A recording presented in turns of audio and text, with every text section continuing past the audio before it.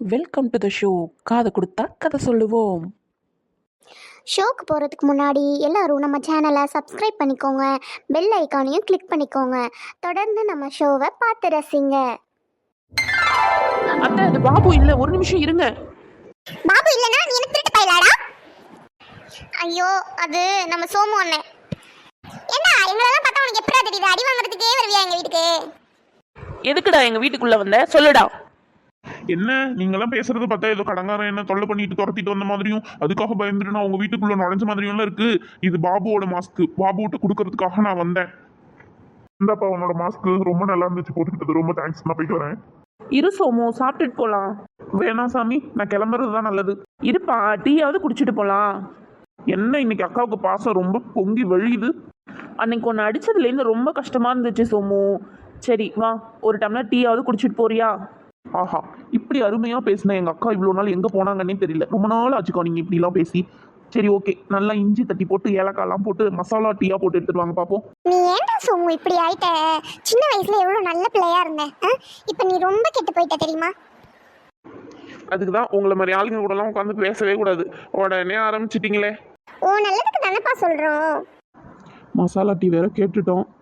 இந்த கேள்வி வேற அருன்னு அறுக்குது. என்ன பண்ணி தொலைகிறது? சீக்கிரமாக குடிச்சிட்டு இடத்த காலி பண்ண வேண்டியதான். டீ வந்துருச்சு. இந்தாப்பா, குடிச்சு பார்த்து அக்காவோட டீ எப்படி இருந்துச்சுன்னு சொல்லு. அருமையாக இருக்கு.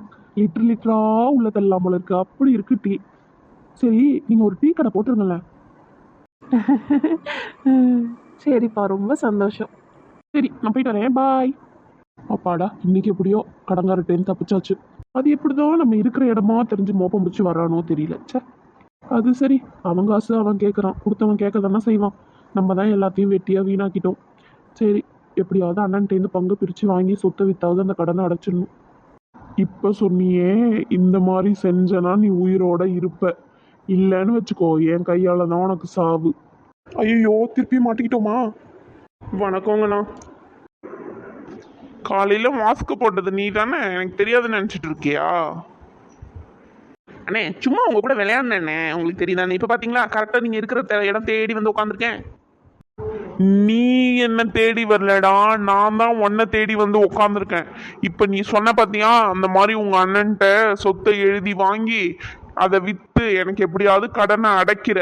அப்படி இல்லை நீ உயிரோட இருக்க மாட்ட. புரியுதா? கண்டிப்பாக அடைச்சிடுறேன் நான், நீங்கள் கவலையே படாதீங்க. இப்போ நான் போயிட்டு வரேன். கொஞ்சம் விட்டா ஏமாத்திருப்பான் போல இருக்கு. இவனை கண்காணிச்சுக்கிட்டே இருக்கணும். டேய், வண்டி எடுத்துட்டு வாங்கடா, அடுத்த கலெக்ஷன் போகணும். என்னம்மா இன்னும் சோமு வரலையா? ஆமாம் மாமா, ரொம்ப லேட் ஆயிடுச்சு. இன்னும் காணுவ தான் பார்த்துட்டு இருக்கேன். ஏங்க, விளைச்சல்லாம் எப்படி இருக்கு? விளைச்சல் போன வருஷமா தான் இருக்கும்னு நினைக்கிறேன். ஏன்னா அந்த அளவுக்கு மழையும் பெய்யல. சரி பார்ப்போம். மாநாடு போட ஆரம்பிச்சுட்டாங்களா? ஓகே, எல்லாரும் இருக்கிறது நம்மளுக்கு நல்லது தான். எல்லாரும் இருக்கும்போதே சொத்தை பிரிக்கிற மாதிரி கேட்டுருவோம். வாப்பா சோமு, ஏன் இவ்வளோ லேட்டு? அது எதுக்கு நான் உங்ககிட்ட சொல்லணும்? அதெல்லாம் என்னோட விஷயம். ஏங்க இப்படி பேசுறீங்க? அவங்க ஏன் லேட்டுன்னு தானே கேட்குறாங்க. சரிப்பா, பரவாயில்ல. இனிமேல் நான் கேட்க மாட்டேன். போய் சாப்பிட்டுட்டு தூங்குங்க. அதெல்லாம் இருக்கட்டும், எனக்கு சேர வேண்டிய சொத்தை நீங்கள் எப்போ கொடுப்பீங்க? நம்ம காலையில் பேசிக்கலாம் சோமு, இப்போ போய் தூங்கு. அதெல்லாம் முடியாது, எனக்கு இப்பயே தெரிஞ்சாகணும் எப்போ சொத்து என் கைக்கு வரும். சொத்தை பிரிக்கலாம் வேணாம் சோமு, நீனே எல்லாத்தையும் வச்சுக்கோ. எனக்கு எதுவும் வேண்டாம். அதெல்லாம் உங்கள் விருப்பம். கொடுத்தா நான் வேணான்னு சொல்ல மாட்டேன். அதே நேரத்தில் எனக்கு சேர வேண்டியது எனக்கு கிடைக்கணும். சரி, நல்ல நாளாக பார்த்து ரெஜிஸ்ட்ரேஷன் வச்சுக்கலாம். நீ இப்போ போய் சாப்பிட்டுட்டு தூங்குப்பா. நீங்க என்ன எல்லா சொத்தையும் அவனே வச்சுக்க சொல்றீங்க? வள்ளி, நான் சின்ன வயசுலேருந்தே உழைச்சி பழகி போனவன். ஆனால் அவனுக்கு அப்படி எதுவுமே பரிச்சயம் கிடையாது. அதனால அந்த சொத்தை வச்சாவது அவன் பொழைச்சிக்கிட்டோம்.